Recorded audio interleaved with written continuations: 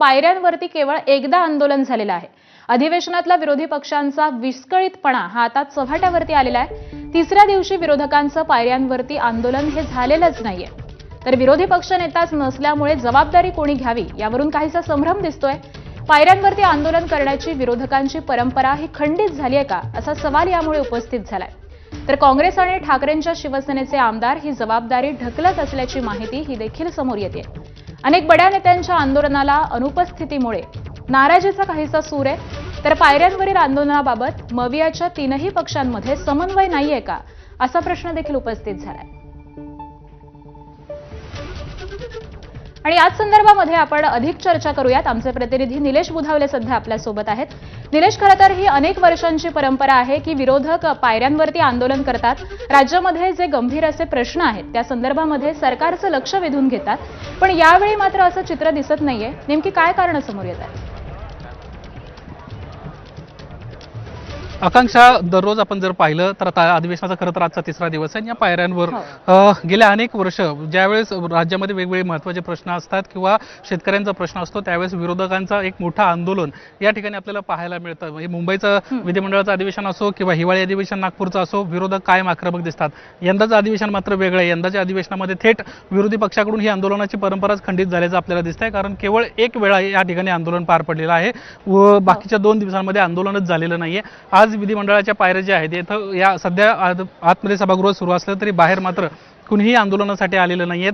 एक महत्त्वाची बाब या निमित्तानं नमूद करावीशी वाटते, विरोधी पक्षाला विधान परिषद असेल किंवा विधानसभा असेल दोन्हीकडेही विरोधी पक्ष नेताच नाहीये आणि त्यामुळं नेमकी भूमिका कोणी घ्यायची किंवा नेमकी जबाबदारी कोणी घ्यायची हाच एक गंभीर प्रश्न जो आहे तो सध्या विरोधी पक्षांच्या समोर असल्यामुळं आंदोलनच पार पडत नसल्याचं आपल्याला दिसतंय। विरोधी पक्षाकडून आंदोलनाची जी परंपरा हीच खंडित करण्यात आलेली आहे। विधिमंडळातल्या परिसरातली सध्याची आपण दृश्य पाहतोय, विरोधी पक्षाकडून या संदर्भात ज्यावेळेस आपण त्यांच्याशी बोलायचा प्रयत्न केला त्यावेळेस या प्रश्नावरून पळ काढल्याचं देखील विरोधकांना आपल्याला दिसतंय। एकंदरीतच विधिमंडळाच्या अधिवेशनामध्ये विरोधकांकडून ज्या पद्धतीनं आक्रमकता हवी, राज्यातील शेतकऱ्यांचे प्रश्न, राज्यातील वेगवेगळ्या भ्रष्टाचाराची प्रकरणं या संपूर्ण विषयांवर सभागृहामध्ये सत्ताधाऱ्यांना धारेवर धरणं असेल किंवा या संपूर्ण प्रकरणी आवाज उठवणं असेल हे करणं अपेक्षित आहे। मात्र या संदर्भात कुठंही एक वाक्यता यांच्यामध्ये दिसत नाहीये। मग तो राष्ट्रवादी काँग्रेस शरदचंद्र पवार पक्ष असेल, उद्धव बाळासाहेब ठाकरेंची शिवसेना असेल किंवा काँग्रेस पक्ष असेल, या तिन्ही पक्षांमध्ये यावरून समन्वयच नसल्याचं आपल्याला दिसतंय। ज्यावेळेस चहापानाचा कार्यक्रम या ठिकाणी पार पडला होता त्यावेळेस सत्ताधाऱ्यांच्या चहापानावर विरोधकांकडून बहिष्कार टाकण्यात आला होता। ज्यावेळेस बहिष्कार टाकला त्यावेळेस देखील आपण पाहिलंच की सत्ताधारी पक्षातल्या विरोधी पक्षामध्ये जे तिन्ही घटक पक्षातले प्रमुख नेते अपेक्षित आहेत हे त्या बैठकीमध्ये नव्हते। राष्ट्रवादी काँग्रेस शरदचंद्र पवार पक्षाचे तर एक माजी आमदार त्या बैठकीमध्ये सहभागी झाले होते।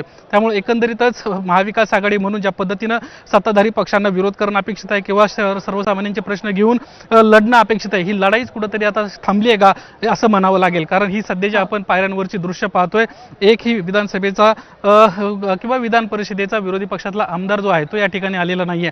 ज्यावेळेस आपण भास्कर जाधव यांच्याशी या विषयावर बोलण्याचा प्रयत्न केला त्यावेळेस त्यांना या ठिकाणाहून न बोलता पळ काढल्याचं देखील आपल्याला दिसलं। सभागृहामध्ये देखील ज्यावेळेस एखादा प्रश्न विरोधी पक्षाकडून घेतला जातो, एखादा आमदार ज्यावेळेस बोलतोय त्यावेळेस इतर आमदार जे आहेत हे कुठेही भूमिकाच मांडत नसल्याचं आपल्याला दिसतंय आणि त्यामुळं हा नाराजीचा सूर जो आहे या तिन्ही घटक पक्षांमधला जो विस्कळीतपणा आहे तो या निमित्तानं आता आपल्याला अधोरेखित होताना आकांक्षा दिसत आहे।